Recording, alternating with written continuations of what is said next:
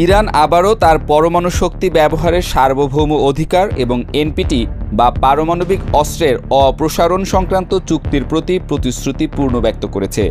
তবে মার্কিন যুক্তরাষ্ট্র, বিশেষ করে প্রেসিডেন্ট ডোনাল্ড ট্রাম্প ইরানকে নিয়মিত হুমকি দিয়ে আসছে। অন্যদিকে তেহরানও কোনোভাবে ট্রাম্পের হুমকি ধামকিতে ভয় পাচ্ছে না। উল্টো খামেনির কাছে ট্রাম্পকে মাথা নোয়াতেই হবে এমন পথে হাঁটছে ইরান। কিছুদিন আগে জাতিসংঘে ইরানের স্থায়ী মিশন একটি গুরুত্বপূর্ণ বার্তা জানায়। তারা বলেছে ইরান সবসময় সংলাপের পক্ষে, তবে পরমাণু শক্তি নিয়ে কোনো আপোষ করবে না। তাদের স্পষ্ট বক্তব্য হলো, ট্রাম্প যদি আলোচনার টেবিলে আসতে চান তবে তাকে নিজের হুমকিগুলো বন্ধ করে সম্মানজনকভাবে আলোচনায় অংশ নিতে হবে। ইরানের পররাষ্ট্র মন্ত্রণালয়ের মুখপাত্র ইসমাইল বাকাই বলেন, আলোচনা হতে হবে পারস্পরিক সম্মানের ভিত্তিতে, হুমকি দিয়ে নয়। অর্থাৎ ইরান যে কোনো সময় আলোচনায় বসতে প্রস্তুত, তবে সেটা হবে সমমান ও সম্মান নিয়ে। তেহরানের এমন কঠোর বার্তা পাওয়ার পর ট্রাম্প আবারও হুমকি দিয়ে বলেন, ইরান যদি আলোচনায় না বসে তবে এমন হামলা হবে যা তারা কখনো কল্পনাও করেনি। একই দিনে ভারত মহাসাগরের ডিয়েগো গার্সিয়া ঘাঁটিতে যুক্তরাষ্ট্র B-2 স্টিলথ বোমারু বিমান মোতায়েনের খবর আসে। বিশেষজ্ঞরা বলছেন এ ঘটনা উস্কানিমূলক। ট্রাম্প প্রশাসন যেন উত্তেজনা বাড়াতেই আগ্রহী, তবে ট্রাম্পের এমন হুমকি ধামকি ফু দিয়েই উড়িয়ে দিচ্ছেন খামেনি। ইরানের পক্ষ থেকে এই ঘটনার বিপরীতে কড়া প্রতিক্রিয়া জানানো হয়েছে।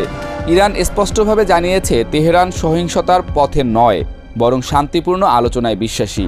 ইরানের পররাষ্ট্র মন্ত্রণালয়ের মুখপাত্র বাকাই জানান, সহিংসতা শুধু সহিংসতাকেই ডেকে আনে, শান্তি শান্তির জন্ম দেয়। আমেরিকা কি বেছে নেবে সেটাই দেখার বিষয়, তবে পরিণতি অবশ্যই থাকবে। অন্যদিকে ট্রাম্প আবারও বলেন, ইরান যদি আলোচনায় বসতে না চায় তবে আমাদের আক্রমণ হবে আরও ভয়াবহ। কিন্তু ইরান তাদের পক্ষে কঠিন অবস্থান নিয়েছে। তারা বলছে, আমরা পরোক্ষ সংলাপে রাজি, তবে সম্মানহানিকর কোনো আলোচনায় অংশ নেব না। ইরান আগেও জানিয়েছিল, যদি যুক্তরাষ্ট্র তাদের বিরুদ্ধে ভিত্তিহীন অভিযোগ তুলে আক্রমণ চালায় তবে জনমতের চাপে তাদের অবস্থান পরিবর্তন হতে পারে। এদিকে 2 এপ্রিল রাশিয়ার উপপররাষ্ট্রমন্ত্রী সের্গেই রিয়াবকভ ট্রাম্পের হুমকিকে বেআইনি ও অসহনীয় বলে মন্তব্য করেছেন এবং যুক্তরাষ্ট্রকে কূটনৈতিক পথে ফিরে আসার আহ্বান জানিয়েছেন। রাশিয়ার এই মন্তব্যটি আবারও আন্তর্জাতিক মহলে ইরানের সমর্থন বাড়িয়েছে।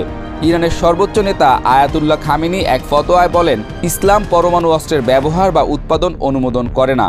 তিনি একদিকে ইরানের পরমাণু শক্তি ব্যবহারের অধিকারকে দৃঢ়ভাবে দাবি করেন, অন্যদিকে সতর্ক করে বলেন, যদি যুক্তরাষ্ট্র তাদের বিরুদ্ধে ভিত্তিহীন অভিযোগ তুলে আক্রমণ চালায় তবে জনমতের চাপে ইরান তাদের অবস্থান পরিবর্তন করতে পারে।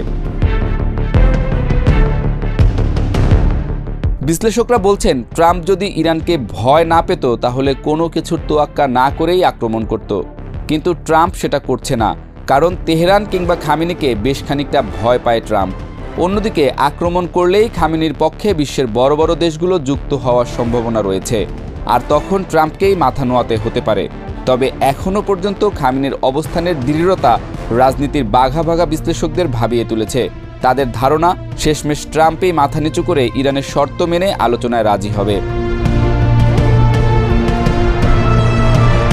এদিকে ইরান আনুষ্ঠানিকভাবে জাতিসংঘের নিরাপত্তা পরিষদে একটি অভিযোগ দায়ের করেছে, যেখানে তারা যুক্তরাষ্ট্রের বিরুদ্ধে অভিযোগ করেছে যে ট্রাম্পের হুমকি জাতিসংঘের চার্টারের 2-4 অনুচ্ছেদ লঙ্ঘন করেছে।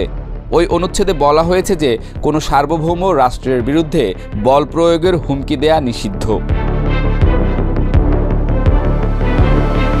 অন্যদিকে মার্কিন সংবাদ মাধ্যম ওয়াশিংটন ফ্রি বিকনে এক মন্তব্যে ট্রাম্পপন্থী বিশ্লেষক জেমস হিউইট বলেন, ট্রাম্প সামরিক হুমকি সহজভাবে নেন না, যা নতুন উত্তেজনার ইঙ্গিত দেয়। অর্থাৎ মার্কিন প্রশাসন কোনো সময়েই শান্তির পথে না হাঁটলে যে কোনো পরিস্থিতি তৈরি হতে পারে। এখন ইরান তার অবস্থান স্পষ্টভাবে জানিয়ে দিয়েছে, তারা আলোচনায় রাজি, তবে সেটা হতে হবে তাদের সার্বভৌমত্ব এবং মর্যাদা বজায় রেখে। তাদের স্পষ্ট বার্তা হলো, তারা কূটনীতি ছাড়া আর কোনো পথ নেয় না। আর যুক্তরাষ্ট্রের কাছে তাদের অনুরোধ, তাদেরকে সম্মান দিন এবং সমতা নিয়ে আলোচনায় বসুন। এখন সবচেয়ে গুরুত্বপূর্ণ প্রশ্ন হলো, ট্রাম্প কি পরমাণু শক্তি বিষয়ে ইরানকে নিয়ে আলোচনায় আসবেন, নাকি উত্তেজনা আরও বৃদ্ধি পাবে? যুক্তরাষ্ট্র কি তাদের অবস্থান পরিবর্তন করবে, নাকি আক্রমণের পথ বেছে নেবে? পৃথিবী এখন তাকিয়ে আছে ইরান যুক্তরাষ্ট্র সম্পর্কের এই নতুন অধ্যায়ের দিকে, যা হয়তো বিশ্ব শান্তির জন্য একটি বড় পরীক্ষা হতে পারে।